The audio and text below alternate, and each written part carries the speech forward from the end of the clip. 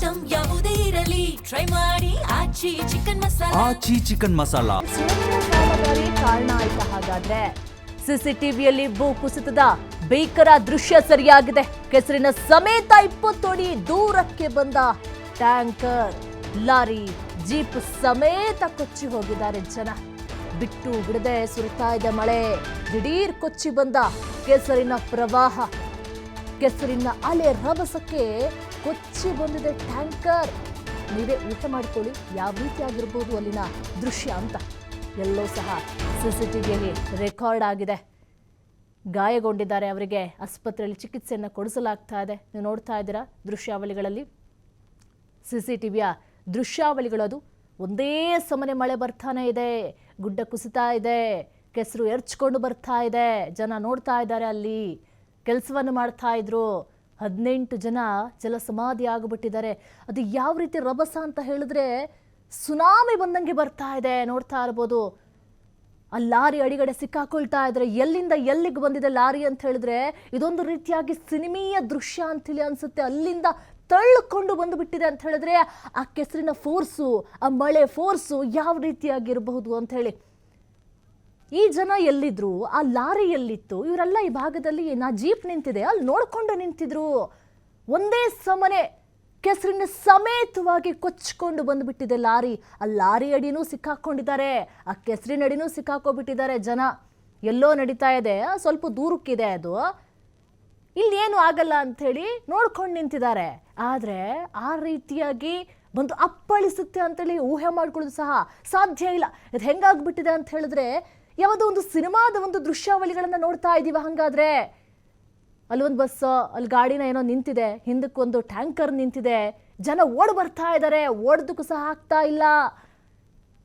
ಹೆಂಗಾಗಿದೆ ಅಂತ ಹೇಳಿದ್ರೆ ಯಾವುದೋ ಒಂದು ಸಿನಿಮಾನು ಧಾರಾವಾಹಿನೂ ನೋಡ್ತಾ ಇದ್ದೀವಿ ಅಂತ ಅನಿಸುತ್ತೆ. ಬಟ್ ಸಿನಿಮಾನೂ ಅಲ್ಲ, ಧಾರಾವಾಹಿನೂ ಅಲ್ಲ. ಕೇರಳದಲ್ಲಿ ನಡೆದಿರುವಂಥ, ವಯನಾಡಿನಲ್ಲಿ ನಡೆದಿರುವಂಥ ಭೀಕರ ಘಟನೆ. ಕೆಸರಿನ ಅಲೆ ರಭಸಕ್ಕೆ ಕೊಚ್ಚಿ ಹೋಗಿಬಿಟ್ಟಿದೆ ಟ್ಯಾಂಕರ್. ಸಿಸಿಟಿವಿಯಲ್ಲಿ ಭೂಕುಸಿತದ ಭೀಕರ ದೃಶ್ಯ ಸರಿಯಾಗಿದೆ. ಈ ರೀತಿಯಾಗಿ ಆಗುತ್ತೆ, ಯಾರು ಸಹ ಊಹೆ ಮಾಡ್ಕೊಳ್ಳೋದಕ್ಕೆ ಸಾಧ್ಯನೇ ಇಲ್ಲ. ಪ್ರತಿ ಬಾರಿಯೂ ಸಹ ಕೇರಳಂನಲ್ಲಿ, ವಯನಾಡಿನಲ್ಲಿ, ಆ ಭಾಗದಲ್ಲಿ ಮಳೆಗಾಲದ ಸಂದರ್ಭದಲ್ಲಿ ಏನಾದರೂ ಒಂದು ಅನಾಹುತ ಕಟ್ಟಿಟ್ಟು ಬುತ್ತಿ. ಆದರೆ ಈ ರೀತಿಯಾಗಿ ಆಗುತ್ತೆ. ಈ ಜನ ಎಲ್ಲಿ ನಿಂತಿದ್ರು, ಆ ಲಾರಿಯಲ್ಲಿರೋದು, ಆ ಗುಡ್ಡ ಕುಸಿತ ಎಲ್ಲಾಗಿರೋದು ಒಂದೇ ಸಮನೆ ಕೊಚ್ಕೊಂಡು ಹೋಗ್ಬಿಟ್ಟಿದೆ ಎಲ್ಲ. ಅದು ಕೆಸರಿನ ರಭಸಕ್ಕೆ ಆಗಿರುವಂಥ ಭೀಕರ ದುರಂತ ಇದು.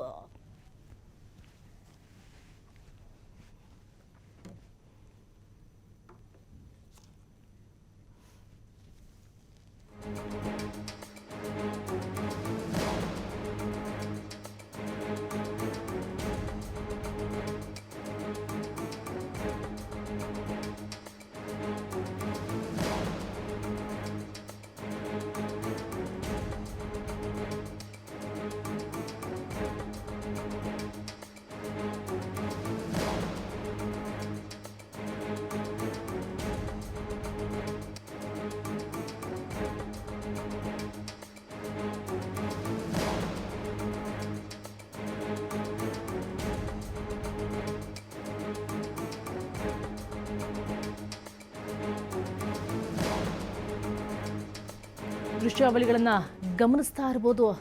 ಲಾರಿ ಅಡಿಯಲ್ಲಿ ಸಿಕ್ಕಾಕೊಂಡ್ಬಿಟ್ಟಿದ್ದಾರೆ. ಒಬ್ಬರನ್ನ ಎತ್ತುವಂಥ ಕೆಲಸವನ್ನು ಮಾಡ್ತಾ ಇದ್ದಾರೆ. ಜೀವ ಉಳಿಸ್ಕೊಂಡ್ರೆ ಸಾಕು. ಥೇಟ್ ಸಿನಿಮಾದ ದೃಶ್ಯಾವಳಿಗಳ ರೀತಿಯಲ್ಲಿ ಕಂಡು ಬರ್ತಾ ಇದೆ ವಯನಾಡಿನ ಸ್ಟೋರಿ. ಪಾಪ ಇನ್ನೂ 18 ಜನ ಸಿಲ್ಕೊಂಡಿದ್ದಾರೆ. ಈಗ ಬರೀ 18 ಅಂತ ಲೆಕ್ಕ ಹಾಕೋದಕ್ಕೆ ಸಾಧ್ಯ ಇಲ್ಲ. ಇನ್ನೆಷ್ಟು ಜನ ಮಣ್ಣಿನ ಪಾಲಾಗಿದ್ದಾರೋ, ಉಸಿರಾಡ್ತಾ ಇದ್ದಾರೋ, ಆದಷ್ಟು ಬೇಗ ಮೇಲೆ ಬರಲಿ ಅಂಥೇಳಿ ದೇವರಲ್ಲಿ ಪ್ರಾರ್ಥನೆ ಮಾಡ್ತಾ ಇದ್ದಾರೋ, ಏನಾಗ್ತಿದೆ ಅಂತೇಳಿ ಗೊತ್ತಾಗ್ತಾ ಇಲ್ಲ. ಒಂದು ಸುನಾಮಿಯ ರೀತಿಯಲ್ಲಿ ಅಪ್ಪಳಿಸಿದೆ ಕೆಸರಿನ ಅಲೆ. ಕೆಸರಿನ ಅಲೆಯ ಹೊಡೆತಕ್ಕೆ ಎಲ್ಲವೂ ಸಹ ನಶ್ವರ ಆಗಿಬಿಟ್ಟಿದೆ. ಜನ ಓಡ್ ಬರ್ತಾ ಇದ್ದಾರೆ. ಕಾಮಗಾರಿ ನಡೀತಾ ಇತ್ತು. ಒಂದೇ ಸಮನೆ ಬಿಟ್ಟು ಬಿಡದೆ ಮಳೆ ಬರ್ತಾ ಇತ್ತು. ಕೆಸರಿನ ರಭಸ ಹೆಂಗಿದೆ ಅಂತ ಹೇಳಿದ್ರೆ ನದಿಗಳ ಅಲೆಗಳ ನರ್ತನ ಹೆಂಗಿರುತ್ತೋ ಇವತ್ತು ಕೆಸರಿನ ನರ್ತನವನ್ನ ದೃಶ್ಯಾವಳಿಗಳಲ್ಲಿ ಗಮನಿಸ್ತಾ ಇದ್ದೀವಿ ನಾವು. ಲಾರಿ, ಆ ಗಾತ್ರದ ಲಾರಿ ಆ ಕಡೆಯಿಂದ ಅಷ್ಟು ದೂರದಿಂದ ಈ ಕಡೆ ಅಷ್ಟು ಫೋರ್ಸ್ ಆಗಿ ಬರುತ್ತೆ ಅಂತ ಹೇಳಿದ್ರೆ ಎಷ್ಟು ಫೋರ್ಸ್ ಆಗಿ ಬಂದಿರಬಹುದು ಅಂತ. ಎಲ್ಲೋ ಸಹ CCTVಯಲ್ಲಿ ರೆಕಾರ್ಡ್ ಆಗಿದೆ. ಇನ್ನೇನು ಅವನು ಎದುರುಗಡೆ ಇರೋನು ಚಕ್ರದಡಿ ಸಿಲ್ಕೊಳ್ಬೇಕಾಗಿತ್ತು, ಬಚಾವಾಗಿಬಿಟ್ಟ. ಲೇಡಿ ಇದ್ದಾರೆ, ಜೆಂಟ್ಸ್ ಇದ್ದಾರೆ, ಆ ಲೇಡಿ ಸಿಕ್ಕಾಕೋಬಿಟ್ಟಿದ್ದಾರೆ, ತೆಗಿತಾ ಇದ್ದಾರೆ. ಇಂಥ ಭೀಕರ ದೃಶ್ಯಾವಳಿಗಳು ಅಂತ ಹೇಳಿದ್ರೆ ಪಾಪ ಸಾವು ಬದುಕಿನ ನಡುವೆ ಅಲ್ಲಿರೋರು ಹೋರಾಡ್ತಾ ಇದ್ದಾರೆ. ಕೆಲವರನ್ನ ಆಸ್ಪತ್ರೆಗೆ ದಾಖಲು ಮಾಡಲಾಗಿದೆ. ದಿಢೀರ್ ಕೊಚ್ಚಿ ಬಂದಿದೆ ಕೆಸರಿನ ಪ್ರವಾಹ. ನದಿಗಳ ಅಲೆಗಳು ನರ್ತನ ಮಾಡ್ತಾ ಇತ್ತು. ಭೀಕರ ದೃಶ್ಯಗಳನ್ನ ನಾವು ಸಮುದ್ರ ತೀರದಲ್ಲಿ ನೋಡಿರ್ತೇವೆ. ಬಟ್ ಇದು ಕೆಸರಿನ ಅಲೆ, ಈ ರೀತಿಯೂ ಆಗುತ್ತಾ? ಆ ಮಟ್ಟಕ್ಕೆ ಗುಡ್ಡ ಕುಸಿದು ಬಿದ್ದು ಬಿಟ್ಟಿದೆ, ವಾಹನಗಳು ಜಖಮಾಗಿಬಿಟ್ಟಿದೆ. ಜನ ಎಲ್ಲಿ ಹೋಗ್ತಾರೆ? ಎಷ್ಟೊಂದು ಜನ ಅಲ್ಲಿ ಕೆಲಸ ಮಾಡ್ತಾ ಇದ್ರು. ಆ ಭಾಗದಲ್ಲಿ ಮಾತ್ರ ಅಲ್ಲ, ಆ ಕೇರಳ ಸುತ್ತಮುತ್ತ ಹಲವಾರು ಕಡೆ ಇದೇ ರೀತಿಯಾದ ಪರಿಸ್ಥಿತಿ ಇದೆ. ರಕ್ಷಣಾ ಕಾರ್ಯಾಚರಣೆ ಮುಂದುವರಿತಾ ಇದೆ. ಮಳೆ ಬಂತು ಅಂದ್ರೆ ನೋಡೋದಕ್ಕೆ ಎಷ್ಟು ಸುಂದರವಾಗಿ ಕಾಣಿಸುತ್ತೆ ಆ ಪ್ಲೇಸು. ಅಲ್ಲಿನ ಜನ ಮಾತ್ರ ಜೀವವನ್ನು ಕೈಯಲ್ಲಿ ಹಿಡ್ಕೊಂಡು ಬದುಕ್ತಾರೆ.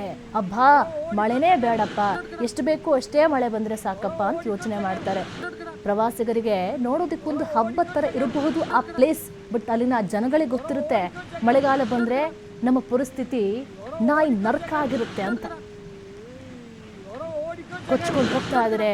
ಆ ಕೆಸರಿನ ಅಡಿಯಲ್ಲಿ ಎಷ್ಟು ಜನ ಬದುಕಿದಾರೋ, ಉಸಿರಾಡ್ತಾ ಇದ್ದಾರೋ. ಮಕ್ಕಳು ಮರಿ ಯಾರು ಇದ್ರೋ. ಕಾಮಗಾರಿ ಕೆಲಸ ಬೇರೆ ಆಗ್ತಾ ಇತ್ತು, ಸುರಂಗ ಕಾಮಗಾರಿ ಕೆಲಸ. ಪಾಪ ಎಲ್ಲಿಂದನೋ ಬಂದಿರ್ತಾರೆ, ಶೆಡ್ ಹಾಕೊಂಡಿರ್ತಾರೆ, ಟಾರ್ಪಲ್ ಹಾಕೊಂಡಿರ್ತಾರೆ. ಹೆಂಗಸರಿದ್ದಾರೋ, ಮಕ್ಕಳಿದ್ದಾರೋ. ಒಟ್ಟಾರೆಯಾಗಿ 18 ಜನ ಇರಬಹುದು ಅಂಥೇಳಿ ಶಂಕಿಸಲಾಗ್ತಾ ಇದೆ.